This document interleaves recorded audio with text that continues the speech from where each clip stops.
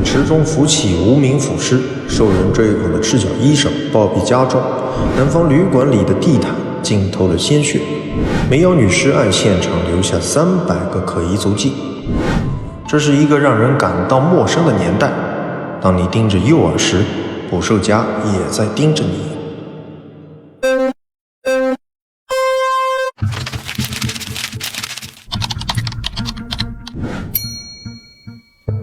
悬疑推理烦人心，勤刷牙齿亮晶晶。大家好，我是 UP 主睡前勤刷牙。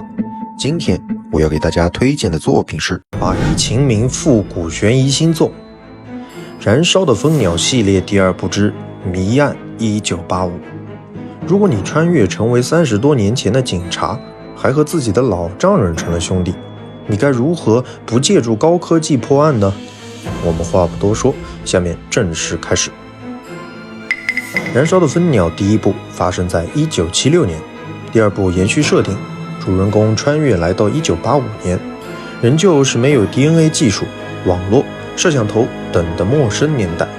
面对离奇凶案，蜂鸟追凶再次起航。以下我便为大家带来其中的第一案：污水池中的腐尸。主人公名叫冯凯，穿越到1985年后，他成了某市刑侦大队的一名警员，负责痕迹检测，而刑侦大队的大队长顾红星正是他日后的老丈人。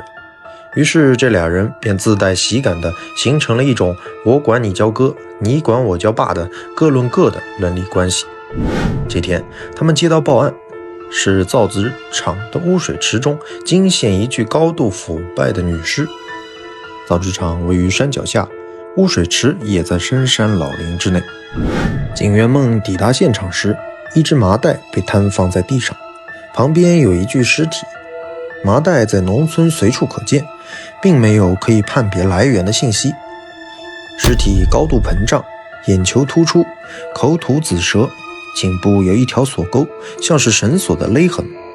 根据尸斑判断，已经死了5天左右。死者身上穿着棉布睡衣，而且污水池周围的植被没有可疑的痕迹，这说明凶案的第一现场可能是在死者的家中。把尸体运到这个偏僻的污水池里，说明凶手知道这里少有人来，也知道臭气可以掩盖尸体气味。这里车辆进不来，需要徒步扛着尸体进来，所以第一现场离这里应该不远。这也说明凶手和死者应该熟识，才会费这么大的周章来隐藏尸体。顾红星安排徒弟卢俊亮回去进一步验尸，并让冯凯去寻找尸源。冯凯和一名民警到了造纸厂附近的一个村落，时近中午，两人便去饭馆吃面。民警说，哪家人丢了5天了，还不早就报案了？冯凯说，那如果是独居的呢？又或者是家人自己作案？民警说，村里即使是外乡人，也大都在造纸厂上班，他们旷工也没人说吗？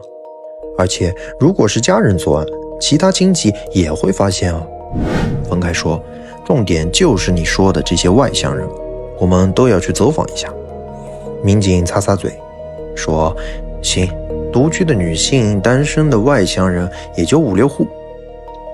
他们便开始了走访，前3户并无特殊情况，到了第4户时，冯凯发现了异常。这是一个独门独院的小房子，院门没有锁，两人推门就走了进去。院子正对面的房间大门洞开，能看见里面凌乱的床铺。房间里陈设简单，除了床铺，还有木柜、灶台等。灶台旁边有一张小方桌，上面放着几个碗碟，里面的剩饭剩菜已经长霉了。写字台上摆着一摞各种样式的笔记本，都被翻开了，凌乱地堆在那里。冯凯说，现场有翻乱的痕迹，剩饭剩菜无人收拾，这户的主人很可能就是死者。初步勘察完毕，为了保护现场，冯凯让民警用手铐先将大门锁起来，同时询问民警这户人家的户籍记录。民警说，只有一些基本的信息：马彩云，女，50岁，30岁丧夫，没有孩子，一直独居，以前是大队出纳，后来在造纸厂里当出纳。此时村民们围了过来，说来说去，确实没有人近5天看到马彩云的。但有人提到，他半个月前借了自行车去了一趟邮局，这引起了冯凯的注意。尽管那个年代写信确实是联络的重要方式，可出于职业的敏感性，冯凯打算去邮局一探究竟。冯凯立马跨上摩托车赶往邮局，而民警则回派出所里给局里打电话，通知顾红星队长带人来对现场进一步勘查。当年的邮局可是个门庭若市的场所，冯凯没带警官证，于是直到日落西山，才在一位老相识的帮助下查到了马彩云的信息。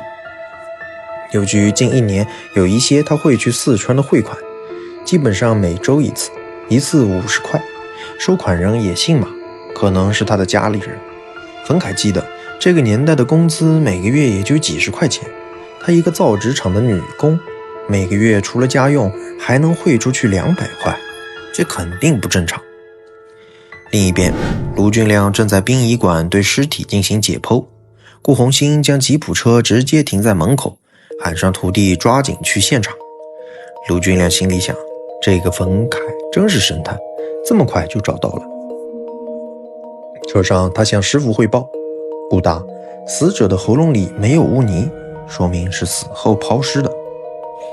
二人进了院内，一看现场被翻乱了，顾红星立即戴上手套，提醒说，既然有严重的翻乱痕迹，那么我们的工作量就比较大了，慢慢刷，看能不能刷出指纹来。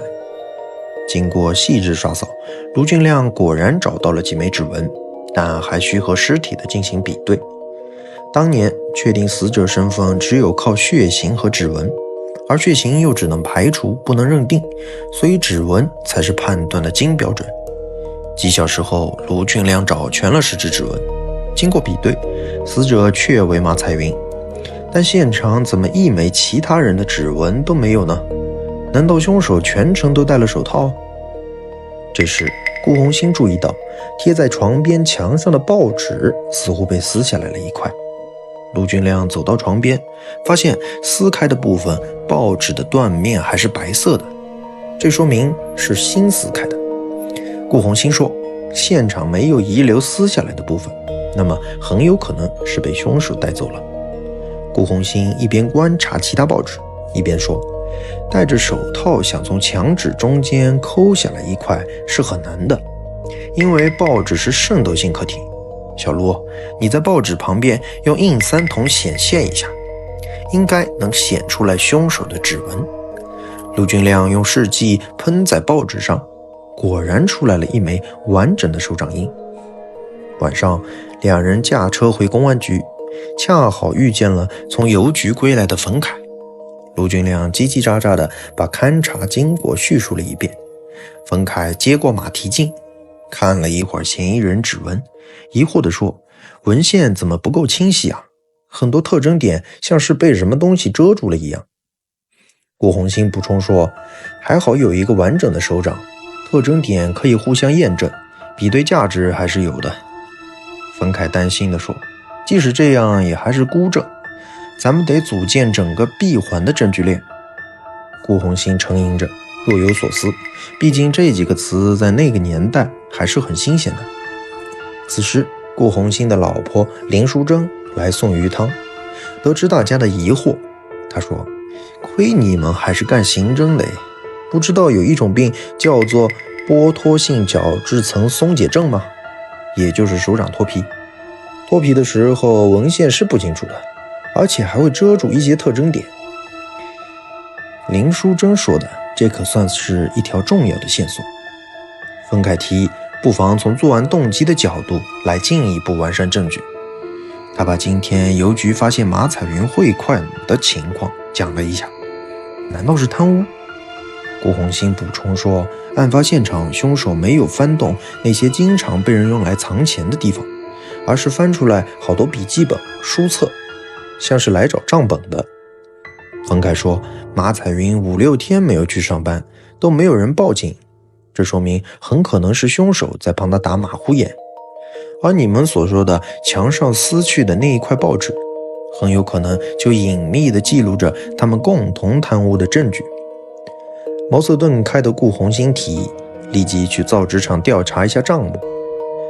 在多方交涉下，造纸厂同意顾红星一行查账。虽然条目繁杂，但他们有目的的专门查马彩云做的账。不久，细心的冯凯便发现了一个灰色地带。马彩云作为专门负责收购的出纳，近1年来账目前后明显对不上，他却从未向上反映。原来厂里负责采购的王猛从去年开始回收废纸用于画纸浆，从而用作造纸的原材料。可奇怪的是，厂里纸浆总量没有变化，而用于直接购买原材料的款项却并未降低。于是为了引蛇出洞，顾红星提议在厂里开一个政策宣讲会。会议由冯凯主讲，而卢俊亮则在现场盯紧王彪。在王猛鼓掌时，卢俊亮确认他果真患有波脱性角质层松解症。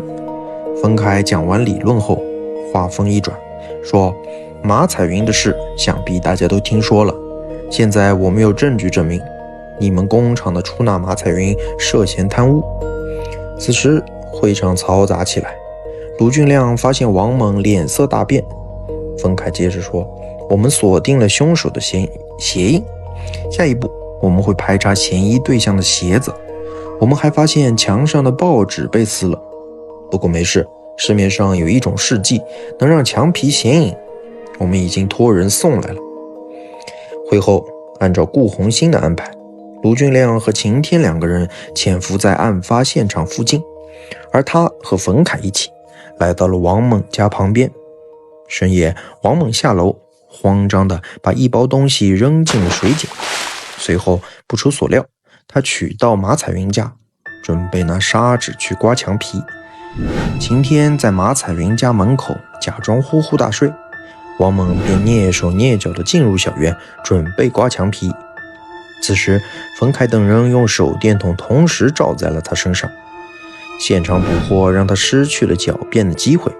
押回去不久，他就交代了自己的罪行，果然和冯凯他们的调查情况一致。